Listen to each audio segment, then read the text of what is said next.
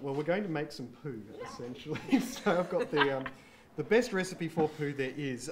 We need to have a meal, of course. So the first thing we need is some baked beans. Ooh, okay, so if you like to pour about half a tin of baked beans into there, that'd be fantastic. So this representing our stomach? Yeah, well, this is kind of our mouth at the moment. So half a tin or a whole tin, that's fine. Okay, excellent. And some corn. There's only a little bit of corn in there. That's fine, go for it. Excellent, so some corn in there as well. So it's a pretty healthy meal so far. We've got some veggies, some baked beans and some corn. We need to add something to this, some fruit.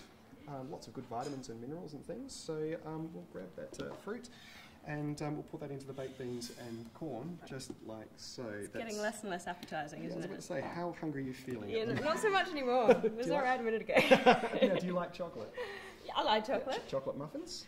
All right. Excellent. Grab one of those, peel that off for me, please, and break it into a few smaller pieces. Do not eat, resist the temptation to eat, and throw that into there. I think we might need two of these, actually, because we're not going to want it in so many baked beans in there. So in we go. Excellent. That's perfect. Now, next thing we need to do, of course, is to chew that up.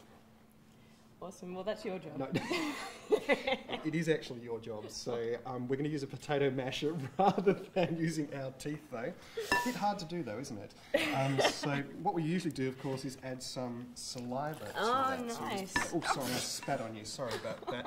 No. So just mash that up now. That's not really your saliva, is it? No, that's just water. That's pretend saliva. Excellent. So get that in there. Go mash. Excellent. Fast as you can. Awesome. So you keep doing that, but of course what we need to do is pour that into our... That's awesome.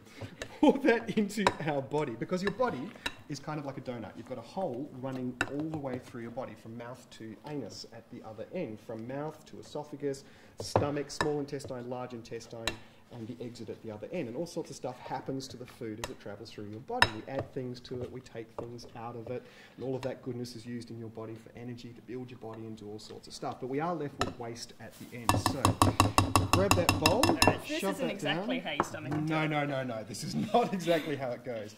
So, of course, we would take stuff out of that food, and all sorts of other things ends up in your faeces as well. So pour that in there. It doesn't usually smell as good as this. No, just because it smells chocolatey and baked beansy. And there we go. That's okay. I think that's probably about enough there. So that travels through your body, and we break it down into smaller and smaller pieces through chemical digestion. We take those pieces into your blood, and of course supply that to your body for all the things that you need from that food. You are what you eat, essentially. So, and the waste comes out the other end. We can, of course, demonstrate that simply by tearing a little hole into the bottom there, and then squeezing that out like so. Little ring of muscle usually down the bottom there. That's an anal sphincter. Nice. We can open that up and press out the poo like so. Well, that's lovely. And that goes away to a wastewater treatment plant, and we remove all of the nasty stuff and just left with the water. Well, there you go. We just made poo. But of course, we all make poo, don't we? Yep, all the time. You're making it now. Is poo something that we think of? You know, do we think of poo enough? Does poo get enough consideration? We're humans. We think about poo all the time, don't we? Poo and farts and wheeze. Yeah, well, certainly kids do, I think. So, yeah. Feces and urine and flatulence, I think, is what we probably should use as the words.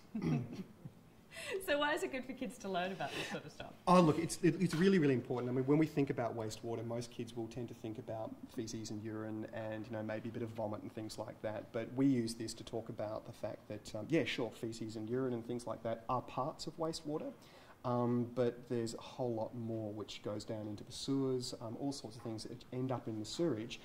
And we need to clean up that water so that we can return that water safely to the environment. So we use this to talk about the fact that, yeah, sure, feces is a part of it. It's fun to talk about and squirt around the place. Not real feces, of course.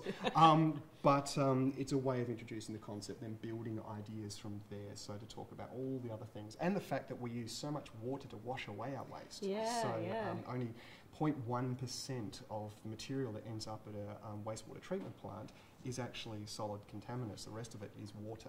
So all this in the driest state in the country. Exactly. So we've got to recover that water. We have to be sensible and return that to the environment in a safe way.